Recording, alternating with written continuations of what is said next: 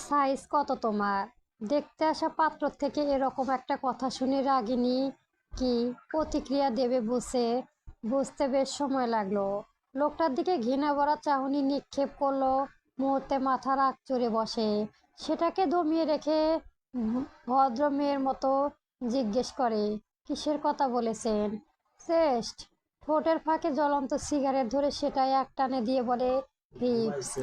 আপনি আমার মেজারমেন্ট হিসেবে জিজ্ঞেস করছে? বিয়ে করব যেহেতু এসব বিষয় জানাও ইম্পর্টেন্ট। আপনার মতো সভ্যকে আমি মরে গেলেও বিয়ে করব না। শুনেছেন আপনি? না শুনতে পাইনি? আরেকবার বলো। দেখে তো বয়স্ক বুড়ো লাগে, তাও এতে লুচ্চামি। শুনে রাখুন অভিক সিদ্দিক, আপনাকে আমি কখনো বিয়ে করব না। তোর পর্দা সবার সামনে টেনে খুলবো। আপনি থেকে সোজা তুই। রাগিনীকে কথার মাঝখান দিয়ে থামিয়ে দেয় অভিক সিদ্দিক। তাতেই তেলে বেগুনে জ্বলে ওঠে। রাগিনীর দাঁতে দাঁত চেপে শুধায়, লজ্জা করে না? আমার মতো 16 বছরের মেয়েকে বাল্যবিবাহ করতে চাচ্ছেন? ও হ্যালো, বয়স কম হলেও কথাবার্তা বেশ ঝাড় আছে। সবচেয়ে বড় কথা, তোমাকে দেখে মোটেও ছোট লাগে না। সব ফিটফাট আমার সামলাতে পারবে বেটার। তোকে আমি খুন করে জেলে যাব অসভ্য লোক। আমি দাদুর কাছে বিচার না দিয়েছি, মনে রাখিস। তোর কিসের জানি চাকরি, ওটা নিয়েই তোর এত দপট। ওটা আমি নট করে দেব। খুব বেশ ভালো। অসভ্যদের সাথে অসভ্যতামি করতে হয়, নাহলে পছন্দ তালিকায় তৈরি হয় মিস রাগিনী মেহেরজান। রাগিনী অন্যদিকে মুখ ফিরিয়ে শাড়ির আঁচল আঙুল পেঁচাতে থাকে। তা দেখে অভিক ভ্রু জোড়া কুঞ্চিত করে ফেলে। সিগারেটটা বাড়িয়ে দিয়ে বলে, এক টান দিতে পারো, রাগ কমে যাবে। রাগিনী চোখ ফিরিয়ে তাকালো। ভয়ঙ্কর রাগে হাত কাঁপা শুরু করে দিয়েছে ওর। তা দেখে অভিক সিদ্দিক কি যেন মজা পেল। দাঁতে দাঁত চেপে বলল, রাগ হচ্ছে ভীষণ, তাই না? আমারও সেই দিন রাগ হয়েছিল প্রচুর। যার শাস্তি রূপ আজ থেকে আগামী দিনগুলোতেই তোমাকে প্রতিনিয়ত ভুগতে হবে। সবচেয়ে বড় ব্যাপার আমাদের age difference. I hope you can understand. বুড়ো লোক, আপনাকে কখনোই বিয়ে করব না আমি। জাস্ট শ্যাট আপ সুসাইন সুইটহাইন। জোরে দেওয়া ধমকে রাগিনী মৃদু কেঁপে ওঠে। অভিক প্যান্টের পকেটে দুহাত গুজে বলে, ফেভারেট কালার। রাগিনী জবাব দিল না। অভিক আশেপাশে তাকিয়ে বলে, তোমার কানের প্রবলেম আছে। আপনি আমার আঙ্কেল বয়সী হবেন। আমার ফুপি এখনো বিয়ে করেনি। আমি কেন বিয়ে করব, তাও আপনাকে? সেটা তোমার পরিবারকে জিজ্ঞেস করে নিও। মিস রাগিনী মেহেরজান, একটা কথা সবসময় মাথায় রাখবেন। সবসময় সব জায়গায় ক্ষমতার দাপট এবং বেয়াদবি খাটে না। এলাকায় প্রভাবশালী পরিবারের একটি তোমাদের হলেও পুরো এলাকা তোমাদের না। আপনি আমাকে জোর করে বিয়ে করতে পারেন, বাট বুড়ো বয়সের উপোস মিস্টেক। এখনই তো আপনার বুড়ো বয়স চলেছে, তো বলছি কি, এখন থেকে লিখে রাখুন, পরবর্তী দিনগুলোতে আপনি অপমান অপদস্থ হেনস্থ হবেন। কখনো শান্তি কি চোখে দেখবেন না, বুঝেছেন আপনি? এবার আসুন, বেরিয়ে যান আমাদের বাসা থেকে। কথাটা বলে রাগিনী হেঁটে নিচের দিকে যাওয়া ধরে। পেছন দিকে অভিক গীত আসে। সিদ্দিক বেয়ে নেমে লিভিং রুমটায় প্রবেশ করে দুজন। তখন বসে থাকা বেশ কয়েকজন ওদের দিকে নজর দিয়ে ফিসফিস করে বলে, দুজনকে পাশাপাশি সুন্দর লাগছে তো। অভিক সিদ্দিক সোফায় বসে সবার দিকে এক নজর তাকায়। রাগিনী বাবা রাসেল চৌধুরী এবং দাদা রাকিবুল চৌধুরী ইসলাম উদ্দেশ্য বলেন, আপনাদের মেয়ে কোন আপত্তি না এই বিয়েতে? সে নিজে জানালো আমায়, যেখানে কানে রাজি সেখানে আমার আপত্তি করার মানে নেই। আগামীকালকে বিয়েটা সারাতে চাচ্ছি আমি। আমাদের আপত্তি আছে। পাশ থেকে দাদি শান্তি সুধা বলে, আমাদের আপত্তি নেই। ও যে মানুষ হবে এটাই বেশি। রাগিনী কটমট দৃষ্টিতে তাকিয়ে রয় দাদির দিকে। ওর বাবা দাদা দুজনেই খুশি মনে বার্তায় বলেছে। রাগিনী এক পাশে ঠায় দাঁড়িয়ে থেকে সবার কাণ্ড দেখেছে এবং জ্বলে পুড়ে খাক হয়ে যাচ্ছে। লোকটার বয়স 25-23 তো হবেই, তার চেয়েও 16 বছরের বড়। এতে এই ডিফেন্স কোনোভাবে মানায় যায়। তার উপর লোকটা কথাবার্তা তো তার ভয়ই লাগছে। কিভাবে তার মেজারমেন্ট জিজ্ঞেস করলো ভাবতে রাগিনী ইচ্ছে হলো মাটির ফাঁক হয়ে যায়, সে গা ঢাকা দেবে। ওই লোকটা কি লাল লজ্জা বলতে কিছুই নেই, ঘুমো বুড়ো হয়েছে, তাও এতটা নির্লজ্জ সে হচ্ছে এসে হাজবেন্ড হিসেবে 5 বছরের গ্যাপ কাউকে পারে, যে তাকে বন্ধুর মতো বুঝবে, আগলে নেবে, সম্পর্ক মেড ফর ইচ আদার, যেটা বুড়ো বয়স্ক লোকটার সাথে সম্ভব নয়, কোনোভাবে না। রাগিনী প্যানিক হচ্ছে, একদম বন্ধ লাগছে, মনে হচ্ছে এই যে মাথাটা ঘুরে পড়ে যাবে। সবাই যখন কথাবার্তা বলা ব্যস্ত, তখন রাগে ফুঁসবে ওঠা রাগিনীর দু চোখে তখন আধার নেমে এলো। কারো নজর তার দিকে নেই। হুট করে মেঝেতে দপ করে কিছু পড়ার শব্দেই সবার নজর রাগিনীর দিকেই আসে। সে ফ্লোরে পড়ে আছে নিথর হয়ে। কুসুমকলি মেয়েকে দিকে ছুটে আসেন, ফ্লোরে বসে রাগিনী মেয়ে কোলে তুলে ডাকেন, রাগিনী চোখ খুল আম্মু, কি হয়েছে তোমার? উপস্থিত সকলে এগিয়ে আসে রাগিনীর দিকে। আরিফুল ইসলাম চৌধুরীর নাতির পাশে বসে বলেন, দাদু ভাই কি হয়েছে তোমার? অসুস্থ তুমি? I think owner bed rest প্রয়োজন, ডক্টরকে দেখে প্রেশার চেক করে নিবেন। দেখে মনে হয় রাগিনী বেশ আপনাদের মেয়ে, সেজন্যই এ অবস্থা। প্যান্টের পকেট গুজে দুহাত ডোন্ট কেয়ার ভাব নিয়ে বাক্তক্তুল পেশ করে অভিক সিদ্দিক। রাগিনী ধরাধরি করে তার রুমে নিয়ে যাওয়া হয়। তার সেবায় নিয়োজিত শান্তি সুধা এগিয়ে এসে বলে, তোমাকে কিছু বলার ছিল, জি বলুন। তুমি কি বইয়ের সাথে রাখবা নাকি পরিবারের সাথে থাকবে? আমি প্রতি বৃহস্পতিবারে বাসায় ফিরে আবার শনিবারে কলেজ চলে যাই। রাগানি পড়াশোনা কন্টিনিউ করবে, সেজন্য বাসায় থাকবে আমার পরিবারের সাথে ও। শোনো, ওকে একটু কাজকর্ম শিখেও, এইটুকু উগ্র মেয়ে মানুষও মানিয়ে নিও। আপনি চিন্তা করবেন না, সময় লাগবে ওকে ঠিক করতে। শান্তি সুধা বেশ খুশি হন, স্বস্তির নিঃশ্বাস ফেলে বলেন, তোমার হাতে তুলে দিচ্ছি ভরসা করে। অভিক মৃদু হাসার চেষ্টা করে। শেষ আড্ডা কফিতে চুমুক দেয় উপস্থিত সবাই, সাথে অভিকদের কর্মজীবন নিয়েও টুকটাক কথাবার্তা হয়। সন্ধ্যা 7টার দিকে অভিক সিদ্দিক এবং তার বড় ভাই বিদায় জানায় চৌধুরী বাড়ি থেকে। অভিক সিদ্দিক যাওয়ার পেছনের দিকে চৌধুরী পরিবারের তুলুম ঝড় ওঠে। রাগিনী জ্ঞান ফিরতেও ভাজ একটা সুরে মেরেছে দাদির দিকে, চিৎকার করে বলেছে, আমি ওই বুড়োকে বিয়ে করব না, কোনোভাবেই না। ওর সাথে আমার যাবে নাকি? ওদের বংশের নাম করা আছে নাকি? Third class family. আমি চৌধুরী বংশের মেয়ে, আমি কেন ওকে বিয়ে করতে যাব? আমার বিয়ের বয়স হয়েছে, চড়িয়ে দাঁত ফেলে দেব বেয়াদব। তোমার বিয়ে ঠিক হয়েছে এবং আগামীকালই বিয়েটা হচ্ছে। নিজের উগ্রতার জন্যই আজ তোমার এই অবস্থা। অভিত ভালো ছেলে, লাখে একজন তোমাকে যে বিয়ে করেছে, এটা তোমার জন্য ভাগ্য বলতে পারো। মায়ের কথায় রাগিনী বিছানা থেকে নেমে শিশিয়ে তেড়ে যাওয়ায় তার দিকে। তার রাগে ভাঁজ করে উচ্ছ্বাসে ফোন বেজে উঠতেই রাগিনী সবাইকে পরখ করে ফোনের দিকে ছুটে যায়। আননোন নাম্বার দেখে কলটা রিসিভ করে কানে দিতে ওপাশ থেকে অভিক বলে, তোমার হোয়াটসঅ্যাপের কিছু পিকচার দিয়েছি, দেখে বিয়েতে মত দাও, অথবা কারো উপর চিৎকার করবে না তুমি। বুড়ো তো ওকে আমি খুব করে ফেলবো। আচ্ছা সমস্যা নেই, ঠান্ডা মাথায় জবাব দেয় অভিক। রাগিনী কল রেখেই ছবিগুলো চেক দিয়ে চাচিয়ে বলে, এটা কিসের অ্যারেঞ্জ ম্যারেজ? এটা তো রীতিমতো ফোর্স ম্যারেজ। কথাটা বলে কলটা কেটে হোয়াটসঅ্যাপে আসা ছবিগুলো আবারও দেখে নেয়। মুহূর্তে মিলে যায় সমস্ত রাগ জেদ এবং উগ্রতা। সবাই ওর মুখে তাকিয়ে আছে। রাগিনী ফোনটা সুইচ অফ করে বেডের পাশে এসে বসে। কিছুক্ষণ থমরে বসে থেকে মায়ের দিকে তাকায়, সবার দিকে একবার করে দৃষ্টি ঝুলিয়ে তাচ্ছিল্যের হাসি টেনে বলে, আমার রুমে কি ড্রামা হচ্ছে ওটা দেখার জন্য সবাই বসে আছে। কেউ কোন জবাব দিল না। একে একে সবাই বিদায় নেওয়া শুরু করে। যাওয়ার সময় রাসেল চৌধুরী জিজ্ঞেস করে, তুমি কি বিয়েতে রাজি নও? ওই বুড়া যেহেতু বলেছে আমি রাজি, তাহলে আবার জিজ্ঞেস করছো কেন?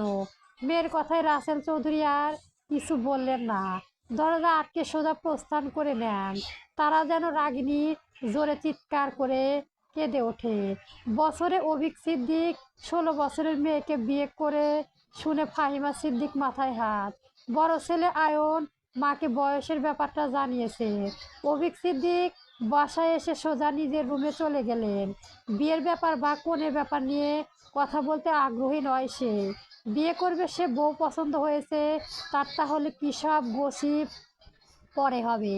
কিন্তু সমস্যা তো এটাই, রাগিনীর বয়সটা, তার কাছে এসব মোটা করে না। পরিবারের ভাবে বিয়ে রেজিস্ট্রেশন, সেটা রাগিনী পূর্ব বয়সে নেই। এর গাদা চিন্তা ভাবনা নিয়ে ব্যালকনি বসে সিগারেট ধরে অভিক। সোদা দুটো দিতে বলে মাথাটা হালকা হয়ে গেছে, টেনশন নামক জিনিসটা উবড়ে গেছে।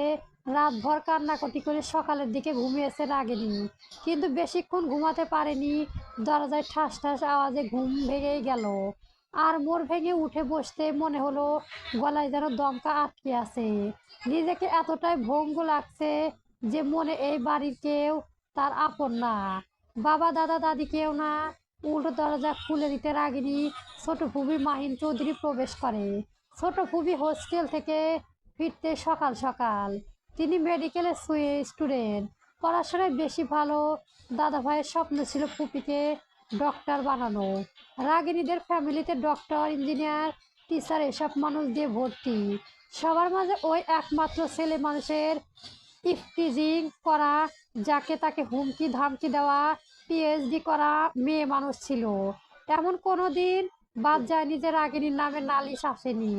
পাড়ায় দাসু মেয়ে হিসেবে আর বেশ সুদর্শন আছে, কিন্তু চৌধুরী বংশে বলে কেউ তেমন কিছু বলার সাহস পেত না। এলাকায় তার বাপ দাদার বেশ প্রভাবশালী, সেজন্য সেও মুক্ত পাখির মতো উড়ে বেড়াতাম। ছোট ফুপি মাহিন ডাক দিয়ে ঘর থেকে বেরিয়ে রাগিনী কাঁদো কেটে চোখ মুখ লালচে করে বসে আছে মেয়েটা। মাহিম রাগিনী অসহায় চেয়ে জিভ দিয়ে ঠোঁট ভিজিয়ে বলে, আমি তো গত 1 মাসে কারো সাথে ঝামেলা করিনি, কিন্তু কি ওই পরীক্ষা দিয়ে আসার সময় কি একজনের সাথে বিরাট ঝামেলা হয়েছিল। কি ঝামেলা? অল্পের জন্য আমার নামের মামলা দেয়নি, সে লোকটাকে চিনি না। মাহিন ভ্রু কুচকে সংকরিত করে বলে, মেয়ের কথার ধরন ভালো ঠেকছে না কাছে, সেজন্য আর কিছু বলো না। এমনিতে হুট করে বিয়েটা হচ্ছে, সেজন্য বিধ্বস্ত দেখা যাচ্ছে তাকে। মাহিন কথা না বাড়িয়ে রুম ত্যাগ করার সময় রাগিনী চিৎকার করে বলে, তুমি তো এখনো বিয়ে করনি, তাহলে আমি কেন বিয়ে করব, তাও 16 বছরে? ওনারা সবাই কি পাগল? আমি এই বিয়ে করব না? গত রাতে নাকি মদ দিয়েছে শুনলাম, এখন এটা বলছে কেন? রাগিনী চুপসে গেল। মাহিন রুমে ত্যাগ করে রাগিনী নিজের ফোনটা নিয়ে সেটা ওপেন করে। বয়স্ক লোকটার পাঠানো ছবিগুলো দিকে আরেকবার তাকায়। মুহূর্তে চোখ ভেসে ওঠে, এইসব এডিট করা ছবি দেখিয়ে তাকে বিয়ে করা ফোর্স করেছে লোকটা। সে বাকি আবার পড়াশোনা করা ভদ্রলোক। ভাবতে রাগিনী ঘৃণায় মনটা ভরে যায়। কথায় এত বিশ্রী অবস্থা কিভাবে? সে মেজারমেন্ট জিজ্ঞেস করলো। একটু মুখে বাঁধেনি। রাগিনীর আম্মু, বড় আম্মু সবাই রান্না বান্না করেছে সকাল থেকে। দাদি শান্তি সুধা চৌধুরী বসে আছেন সোফায়। মাহিন গিয়ে পাশে বসতেই মেয়ের চোখ মুখ দেখে জিজ্ঞেস করলেন, রাগিনী আবার তোমার সাথে কিছু বলেছে নাকি? কি আর বলবে, যতটুকু বলেছে বুঝতে বাকি নেই। বেয়াদব মেয়ে মানুষ। আমি বুঝি না ওকে কি ছোট বোন থেকে কেউ শাসন দেয়নি? মেয়ে মানুষ এত উচ্ছৃঙ্খল উগ্রীন হয় কিভাবে? সেজন্য বিয়ে দিয়ে দিয়েছি। ওকে কেউই কন্ট্রোল করতে পারবে না। আদর আর মায়ের জন্য ছেলেকে তোমার দাদার আত্মীয় লাগে। হুট প্রস্তাব দিয়েছে আর বিয়েটা তাড়াতাড়ি সরাতে চায় ওনারা, সেজন্য আর পারেনি তাকে। ভালো হলোই ভালো, তবুও একে মানুষ করুক। মাহিরের দিকে তাকিয়ে তিনি বললেন, আমি জানি না এই মেয়ে কার মতো হয়েছে, যখন যেটা চায় সেটার জন্য হাজির হয়, সেজন্যই এমন। একটু অভাব বুঝতে, রাগ চাপে দেখতে, তাহলে ভালো হতো। হয়তো মায়ের মতোই মাথায় তার 4টা সিঁড়ি। মানসিক রোগী ছিল পুরোই। ওটা পেছনে মেয়ে। তাদের আলোচনায় ভাড়া পড়ে যখন অতিথি দুজন ব্যাগ নিয়ে ভেতরে প্রবেশ করে, মুহূর্তে অতিথি আপ্যায়নের মরিয়া হয়ে ওঠে চৌধুরী পরিবার। রাগিনীর বিয়ে শপিং মলের সব পাঠানো হয়েছে। মাহিন সেগুলো রাগিনী তখন কলের কথা বলেছিল মাহিনকে দেখে কল রেখে দেয়। তিনটা ট্যাকি রাগিনীর রুম রেখে মাহিন বলে, চেক করে দেখতে পারো, তুমি এখন আসলে পারো। মুখে উপর কড়া জবাব দেয়, এই মেয়ের কথাবার্তার এমনই, হুটহাট মুখের উপর একটা বলে দিবে, সেই আগের থেকে এক রেখা। যেদি মেয়ে ছোট থেকে মাহিন যেতে রাগিনী রাগে ক্ষোভ দিয়ে ক্যারিতে দু চারটা লাথি দেয়, তাতেও যেন ক্ষোভ চৌধুরী বাড়ির চার দেওয়ালের পেরুতে পারেও আর কখনোই বাড়ি আসবে না, কখনোই না।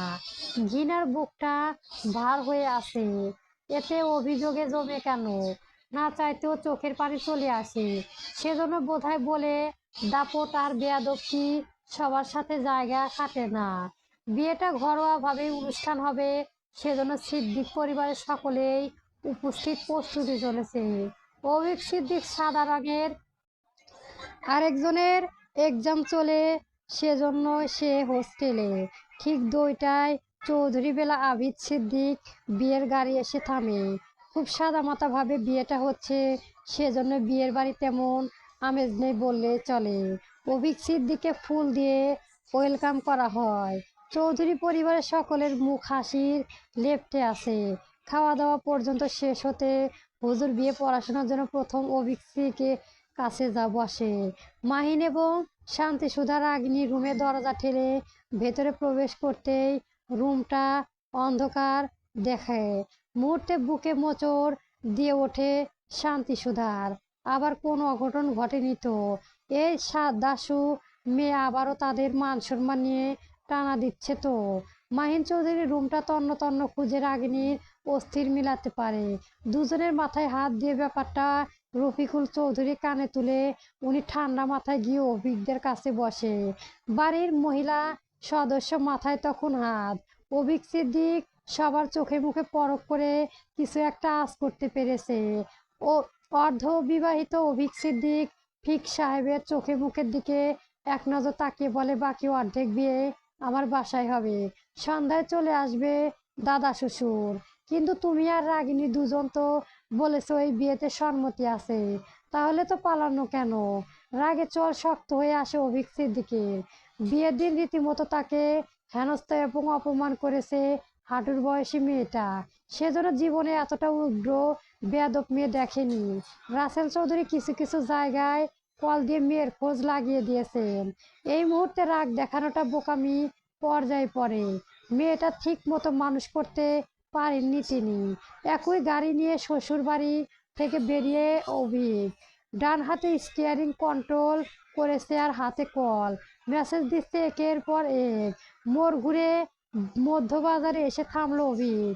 বোতল ক্রয় করে ঠান্ডা মাথায় সেটা পার করে নেয়। কিছুক্ষণ চোখ বন্ধ করে ভাবে ঠিক কোথায় যেতে হবে। বেরিয়েছে চৌধুরী বাড়ি বসে ফাহিমাদ সিদ্দিক চোখ কপালে তোলার মতো করে বলে, এত বেয়াদব মেয়ে জীবনেও দেখিনি। তা মানুষ কোনোদিনও একে মেয়ে মানুষ হয় কোমল হালকা, আজ মেয়ে যাবে, কিন্তু আপনার মেয়ে তো দেখি গরম লোহা, একটু বাড়ি মারলেই শক্ত। কুমকুমির মুখে সৌজন্য হাসি ফুটিয়ে বলে, আপনাদের ছেলে আমাদের বেয়াদব মেয়েকে বিয়ে করতে চায়, নইলে আমাদের এত তাড়া ছিল না। আমার ছেলে কি বিয়ে করবে? আপনারই ওই প্রফেশন দেখে 16 বছরের মেয়েকে বিয়ে দিচ্ছেন। আপনার মনে হয় না বাড়াবাড়ি পর্যায়ে একগুচ্ছ কথাগুলো? কুসুম কুমকুম কলি মাথায় হাত নাক মুখ কুচকে বলে, আপনার মেয়েটাকে তো মানুষ করতে পারেননি, সেটা স্বীকার করুন। স্বীকার করতে অসুবিধা নেই আমার। আমার ছেলের জীবন নষ্ট, এই বিয়ে মানি না আমি। ফাহিমা কথায় আজান কিছুর দিকে তাকিয়ে বলে, আপনারা কিছু মনে করবেন না, আম্মার কথা গরম হয়ে গেছে। ফাহিমা ছেলেকে কল দিতে ব্যস্ত পান। বার কয়েক ট্রাক করে ব্যর্থ হন তিনি। আয়ানকে নিয়ে বাসার উদ্দেশ্যে রওনা হন। তারা যেতে চৌধুরী পরিবার আবারও ঝগড়া সৃষ্টি হয়। আধা ঘন্টার ব্যবধানে খবর আসে রাগিনী কোথাও অবস্থান করেছেন। আবিক সিদ্দিক ঠোঁটের কোণে আলতো হাসি রেখে স্পষ্ট করতেই সে গাড়ি বসে যায়। রইল স্টেশনে দাঁড়িয়ে, একের পর এক কল করছে, রাগিনী যাচ্ছে, কিন্তু হুট করে ওপাশে কলটা সুইচ অফ বলেছে। চিন্তায় মাথা খেলেছে না ওর। বাসায় থেকে পালিয়েছে কি আবারও বুড়োকরাকে বিয়ে করার জন্য? মোটেও না, একদমই না। আজকে যেভাবে হোক সে কুমিল্লা ছেড়ে ঢোকা দেবে। তার জন্য নির্দিষ্ট মানুষটা আসছে না, তার ফোন আপ। রাগিনী মরে গেলেও অভিকে বিয়ে করবে কোনোভাবেই না। ওর সাথে যায় নাকি ওই বুড়ো লোকটার। রাগিনী ভাবেন না, মাঝেও আননোন নাম্বার কল আসে। মুহূর্তে যেন মনের মধ্যে অন্ধকার কেটে যায়। এই বুড়ো, তোর সাহস কি করে হয় আমাকে কল দেওয়ার? তোকে পেলে আমি খুন করে জেলের ভাত খাওয়াবো। কথাটা বলেই কয়েকটা বৃষ্টি গালি দেয় রাগিনী। বিশেষত চট্টগ্রাম বিখ্যাত সেই গালিটায় দিয়ে বসে অভিক সিদ্দিকের। কলের ওপাশ থেকে একটু টু শব্দ করেনি অভিক। রাগিনী নিজের মতো করে বকেই যাচ্ছে তাকে, যা নাই তাই বলেছে। অনেকক্ষণ গালিগালাজ করে রাগিনী হাঁপিয়ে উঠে কলটা কেটে দেয়। সোজা হয়ে দাঁড়াতেই ভরকে যায় ও। হাঁটতে কেমন একটা গুমোট রাগ পরিক্ষিপ্ত। চোখ মুখ চাহনি ভয়ঙ্কর রূপ নিয়েছে। গোটা স্টেজে ভর দুপুর খুব একটা ভিড় না থাকলেও মোটামুটি ট্রাইপের ভিড় ছিল। অভিক এগিয়ে এসে পরপর পুরুষালী হাতে চর খেয়ে রাগিনী আর হুঁশে নেই। চোখ দুটো নিমিষেই বন্ধ হয়ে আছে। মাথা চক্করে ঘুরেছে যেন গোটা স্টেশন তার মাথার উপর ভেঙে পড়েছে। ঠান্ডার নিচে যেতে অভিক শিগগির পুরুষালী বাহুতে আগলে নেয় তাকে। পরক্ষণে কাঁধে তুলে গাড়ির দিকে চলে আসে। ঠাস করে রাগিনী সিঁড়ি ছুটে মরে। গাড়ির দরজাটা খুব জোরে বন্ধ করে জোরে জোরে শ্বাস টানে অভিক। পানিতে বোতল নিয়েই কয়েক ঢোক পানি পান করে আবারও গাড়িতে বসে যায়। চোয়ার চেয়ার ফুলিয়ে ওঠা রাগটা তততর করে বেড়েই চলেছে। শান্ত মানুষের রাগ ভয়ঙ্কর দেখে থাকে, প্রচুর ভয়ঙ্কর। অভিক কল রিসিভ করে বলে, দাদা ভাই, চিন্তা করবেন না। রাগিনী আমার কাছে কোথায় পেলে তাকে সেসব না হয় পরে বলি। বাকি অর্ধেক বিয়ে দেখতে চাইলে আমার বাড়িতে চলে আসবেন। এখন রাখছি আমি। কথাটা বলে কল কেটে দেয় ও। রাগিনীর দিকে একবার দৃষ্টি নিক্ষেপ করে চাহনি বিদনে বলে, এরকম বেয়াদব বেড়া যায় মেয়েদের মাথায় তুলে আসার মারা উচিত। অভিক সিদ্দিক নিজেও বুঝতে পারছেন না দুনিয়ায় ভালো মেয়ে থাকতে কেন সে এই বেলা বাদ মেয়েটাকে বিয়ে করার জন্য উঠে পড়ে লেগেছে। কেন? এ কেমন পেয়েছে এই মেয়েটার মাঝে? ফাহিমা সিদ্দিক এখনো বিলাপ করে যাচ্ছেন। আয়নায় অভিকের বোন আবিবা সিদ্দিক কিছুক্ষণ পর পর বিরক্ত হয়ে মাকে বলছে, এবার থামবে তুমি? বিরক্ত হয়ে গেছি আমি। সেই কখন থেকে কেঁদে চলেছে, এই বিয়ে মানি না আমি। ওরকম বেয়াদব মেয়ে হবে আমার বাড়ির বউ। আয়ন বাবা, তোকে মা ভালো মেয়ে দেখে বিয়ে করায়। ঠিক আছে আম্মা। আয়ানের কথায় ফাহিমা কলিজা একটু হলেও ঠান্ডা হয়েছে। আদিবা ভাইয়ের ফোন কল দেয়। রিসিভ হতে একটু বিরক্ত নিয়ে বলে, কই তুমি? এই মেয়ের পেছনে পড়ে থেকে এত নাটক করার মানে হয়?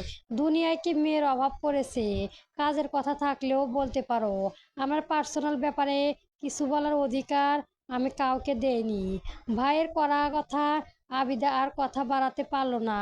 আমতা আমতা করে বলল, আম্মু বিলাপ বলেছে তোমার শ্বশুর বাড়ি থেকে আসার পরই ওখানে মেয়ে মায়ের সাথে কথা কাটাকাটি হয়েছে। কেউ এ বিয়ে মানে না। কেউ। আবিদা রাগ হলো। বিরক্তিতে নাক মুখ কুচকে নিয়ে ঠান্ডা করে কলটা কেটে দেয়। মায়ের রাগটা সে একটু হলেও রিয়েক্ট করতে পারছে। ওই বেয়াদব দপ মেয়ের জন্যই এত কিছু হচ্ছে। মাগরিবের আজানের পরপরই অভিক সিদ্দিক বাড়ি ফিরছে হবু বউকে নিয়ে। চৌধুরী পরিবার থেকে শুধু মেয়ের বাবা আর দাদা এসেছে। রাগিনী সোফায় বসে আছে রক্তচক্ষু করে। সেখানে উপস্থিত আছে বাকিরাও। পাশে অভিক সিদ্দিকও। তার পাশাপাশি বসতে ঘেন্না লাগছে রাগিনীর। হুজুর পুনরায় বিয়ে পড়ানো শুরু করে দেয়। রাগিনীকে কবুল বলার জন্য বলা হলেও সে চুপ করে থাকে অনেকক্ষণ। 3টা 4 খেয়ে মাথারও ঠিক নেই ওর। তার উপর একবার জোর জবরদস্তি করে জাগানো হয়েছে তাকে। মাথায় এখনো ঝিমিয়ে আছে। বিন্দুমাত্র তার রাগে রাখার জন্য পুরো জীবনটা ধাক্কা করে দিচ্ছে এরা। যে মেয়েটা আজীবন নিজের মর্ম এসেছে সে মেয়েটা পরের কথায় উঠতে বসতে হবে। ভাবতে ভাবতে গা যায়। প্রচণ্ড রাগ ক্ষোভ পুরো রেখেছে রাগিনী। তার জন্য চৌধুরী বাড়ি মারা না। হুজুর যখন পুনরায় বলে, বলো মা কবুল, রাগিনী নাক মুখ শক্ত করে বিরক্তি নিয়ে বলে, হা হা বলছি তো কবুল, আরো 2বার বলতে হবে কবুল, 2বার কবুল। তার তেরা কথায় অভিক সিদ্দিক চোখ রাঙিয়ে তাকায় রাগিনীর ফিকিয়ে, বলো কবুল বুড়ো লোকটা, কবুল কবুল। রাশেদ চৌধুরী ধমকে বলে, মুখ সামনে ভদ্রভাবে কথা বলবে বেয়াদব মেয়ে, আমি আপনার মেয়ে নই, অযথা অধিকার দেখিয়ে শাসনে করতে আসবেন না। অভিক সিদ্দিক সাইন করে পেপারটা রাগিনীর দিকে এগিয়ে দেয়। রাগিনী সেটা সাইন করে ঝাপসা চোখে মুহূর্তে আবারও সেলসলেস হয়ে পড়ে যায়। অভিক সিদ্দিক কাঁধের উপর মাথা ভর দিয়ে জ্ঞান হয়ে আছে রাগিনী। ফাহিমা সিদ্দিক দাঁড়িয়ে আছে নির্বাক দৃষ্টিতে নিক্ষেপ করে।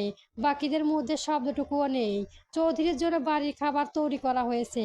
ফাহিমা সিদ্দিক সেসবের ধার কাছেও হয় যায়নি। হেল্প হ্যান্ডাল এবং আবিদা সহ রান্নাঘর করেছে। অভিক সিদ্দিককে নিয়ে রুমের দিকে হাঁটা ধরেছে। আমার ভাই রাগিনী বেডে সুন্দর মতো শুয়ে রেখে বাইরে চলে আসে। রাফিকুল ইসলাম চৌধুরী এবং রাসেল চৌধুরীর সাথে খোলাসা গল্প করতে করতে রাতের খাবারটা শেষ করে। ওনাদের বিদায় জানাতেই হাতে Avik Siddique main door lock করতে ফাহিমা সিদ্দিক বিলাপ শুয়ে বজায়। তিনি কাঁদতে কাঁদতেই বলেন, এই মেয়ে কি জাতের? তুমি কি দেখে বিয়েটা করলা? না তোমার শান্তি দেব না আমাদের, আপনাদের সাথে ঝামেলা করব না আম্মা, কী সব আমি বুঝে নেব। এই বিয়ে মানি না আমি, তাহলে আমার কিছু করার নেই। আমার বউ মানতে আমার আপত্তি নেই। কথাটা বলেই সে রুমে চলে আসে। ফাহিমা সিদ্দিক ছেলে যাওয়ার দিকে এক নজর তাকিয়ে রুমে চলে যায়। এদিকে নিজের বোনকে কল দিয়ে বিলাপ আরম্ভ করে দেয়। এই মেয়ে, ওঠো বলছি, চোখ খুলে তাকাও। বাসার ঘরে বসে তোমার নাটক দেখা ইচ্ছে নেই আমার। রাগিনী সায় শব্দে অভিক সিদ্দিক নাক মুখ কুচে রাগিনীর সামনেই বসে। ওর গাল দুটো আলতো করে স্পর্শ জায়গায় চেষ্টা করে। কাজ না হতেই গ্লাস থেকে পানি নিয়ে ছিটায়। বেশ কিছুক্ষণ চেষ্টা করে রাগিনী পিটপাট চোখ মেলে তাকাতে অভিক সিদ্দিক নিঃশ্বাস ফেলে। রাগিনী চোখ মেলে আবার কয়েক চোখের পলক ফেলে আবারও ঘুরিয়ে বলে, অভিক সিদ্দিক নাম কুচকে বলে, এই মেয়ে ওঠো বলছি, অনেক ঘুমিয়েছো। রাগিনী বিরক্ত নাক মুখ কুচকে বলে, চোখ মেলে উঠে বসতে গেলে আবিদ সরকার আবিদের হাতে বাড়াতেও সেই ধাক্কা দিয়ে সরিয়ে নেবে। মুহূর্তে বমি করে ভরিয়ে মেঝেতে। অভিজ্ঞ নাক মুচকুচকে জোর ধমক দিয়ে বলে, সেল, এই মেয়ে মুখ সামলে, তোরা সামলে রাখা গোলামের পুত। আমারটা ঠিক আছে, আজকে প্রচুর গাল দিয়েছ আমায়, চর খেয়ে শিক্ষা হয়নি। রাগিনী জবাব দিল না। অভিজ্ঞদের ডিঙিয়ে দাঁড়িয়ে যায়। আশেপাশে তাকিয়ে ওয়াশরুমে খোঁজ করতে অভিক আঙুল দিয়ে ইশারা করে রাগিনীর আগে গজ গজ করতে করতে চলে যায়। অভিক চাদর তুলে নোংরা মেঝে মুছে সেটা এক সাইডে রেখে ওনার খাওয়ার জন্য আসেন। মাথায় পানি ঢেলে ফ্রেশ হয়ে রুমে আসে রাগিনী। অভিক খাবারের প্লেট রেখে বেডশিট নামাও। রাগিনী বিরক্ত হয়ে গলা থাকা গানটায় খুলে মেঝেতে ছুঁড়ে মারল। অভিক তার দিকে তাকিয়ে ধমক গলায়,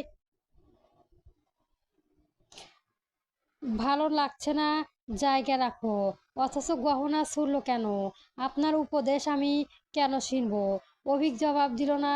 রাগে একটু নিজের মাঝে দমিয়ে নিজের বেডশিট বিছিয়ে হাতে পা ছিটিয়ে দিয়ে শুয়ে পড়ে। রাগিনীর দিকে এক নজর তাকিয়ে বলে, চেঞ্জ করে খাবার খেয়ে শুয়ে পড়ো তোমরা। সাইন জানা হবে রাগিনী হাতের কাছে থাকা লোশানো বোতলটা অভিজ্ঞের মুখ বরাবর ছুঁড়ে মেরে চিৎকার করে বলে, বুড়ো তোর সংসার আমি করব না, অসভ্য কোথাকার। পরবর্তী গল্প পেতে আমার চ্যানেলটি সবার আগে সাবস্ক্রাইব করে রাখবেন। ধন্যবাদ। গল্প বকুলের মালা শুকাবে। গল্পটি কেমন হয়েছে অবশ্যই কমেন্ট বক্সে জানাবেন। ধন্যবাদ।